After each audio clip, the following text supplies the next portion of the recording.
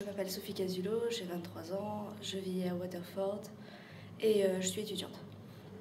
Alors, je m'appelle Constance et j'habite donc à Waterford jusqu'en mai. Et donc, je suis étudiante en business. Je m'appelle Antoine Chalon, j'ai 30 ans, je suis ingénieur en informatique et j'habite à Saint-Julien-en-Genevois, c'est en France, juste à côté de Genève. Je m'appelle Pierre-Louis Schmid, j'ai 28 ans, je suis ingénieur en mécanique des fluides et je vis à côté de Genève, juste à la frontière entre la France et la Suisse. Aujourd'hui, je voudrais vous parler de la mondialisation. Pourrais-je vous demander quels mots ou idées vous viennent à l'esprit quand vous entendez le mot mondialisation? Américanisation, délocalisation, acculturation. Ouais. Quels sont les pays que vous associez le plus à la mondialisation?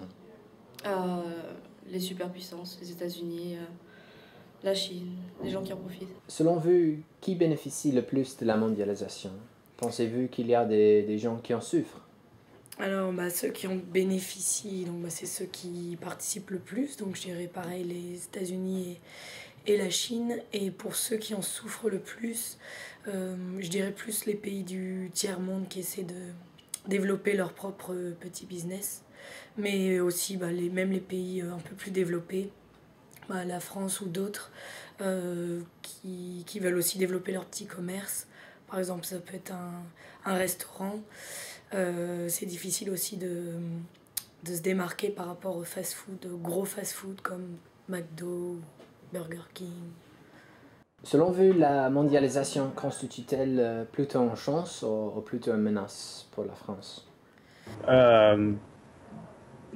Pour la France spécifiquement, c'est difficile de répondre. Au niveau économique, c'est une chance. Au niveau politique, c'est une menace potentielle. Donc un peu les deux, mais comme pour tout le monde finalement, la France a elle-même peut-être l'impression que c'est plus une menace parce qu'elle a un modèle social particulier. Donc est-ce que c'est une remise en cause du modèle social qui inquiète, j'imagine? Selon vous, est-ce que la France est un pays qui a accepté ou plutôt rejeté la mondialisation? Alors, je pense que la France est un peu bizarre avec ça, parce que sans même parler de la mondialisation, quand on voit juste le rapport entre la France et l'Europe, la France a accepté l'entrée dans l'Europe, a accepté l'entrée dans l'euro. D'un autre côté, quand il a été question de la Constitution européenne que les Français ont voté, les Français ont dit non. Donc, je pense que les Français aiment assez bien cette idée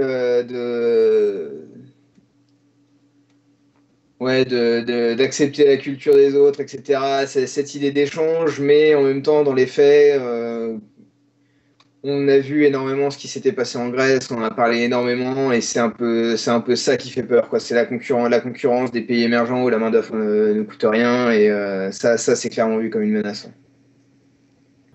Selon les statistiques, un grand nombre de Français estiment que la mondialisation représente une menace pour la culture française.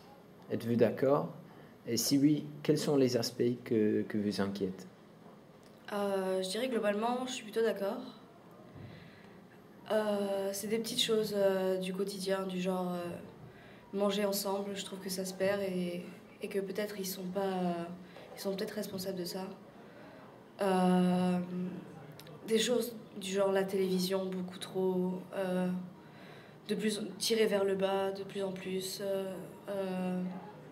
Internet trop présent, Facebook qui prend une importance juste démentielle, ça explose et c'est pas bon. On s'éloigne de plus en plus de la vie réelle et je pense qu'ils ont que la mondialisation a une part de responsabilité là-dedans.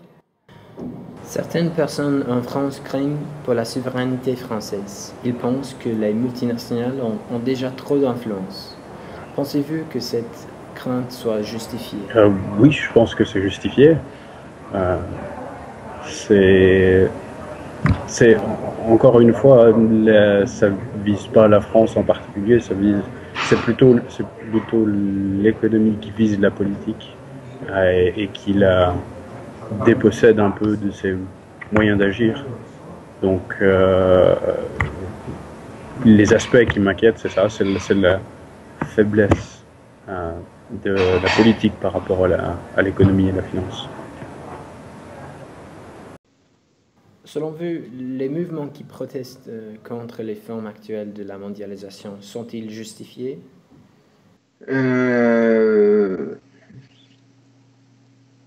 Certains, oui. Certains, oui. Notamment, enfin, une autre des craintes de la mondialisation, c'est aussi l'écologie. Et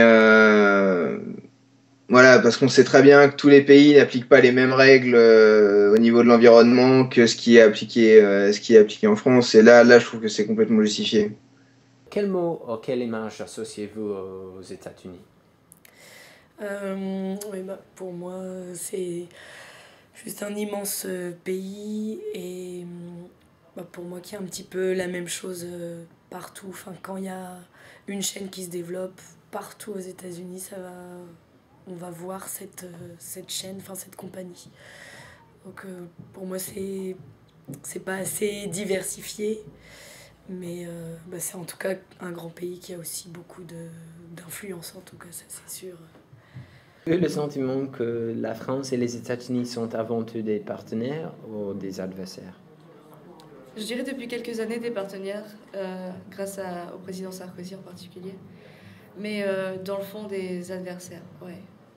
Puisque, je sais pas, ils sont partisans de l'ultralibéralisme et pas nous. Fondamentalement, on est opposés. Diriez-vous que l'influence de la culture américaine en France est excessive, insuffisante ou ne pose pas de problème? Par exemple, en ce qui concerne les programmes de télévision, le cinéma, la musique. Pour la télévision, oui. Pour la télévision, je trouve qu'il y a quand même... Il y en a trop et je trouve en plus que ce qui se fait à la télévision et qui est américain se répète énormément en fait. C'est toujours soit des policiers, soit des hôpitaux. Voilà.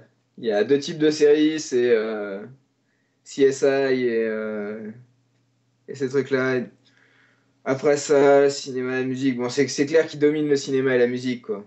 Mais, et pour la langue, non, je pense que ça c'est pareil, ça fait partie de l'évolution normale d'une langue. Il y a des mots qui viennent et voilà quoi. Je veux dire, enfin,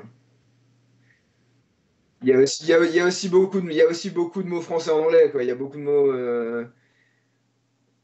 Enfin, c'est un héritage qui est peut-être plus lointain, mais il y a beaucoup de mots français qui sont passés à l'anglais. Maintenant, il y a des mots anglais qui passent en français. Je pense que c'est une évolution normale, ça.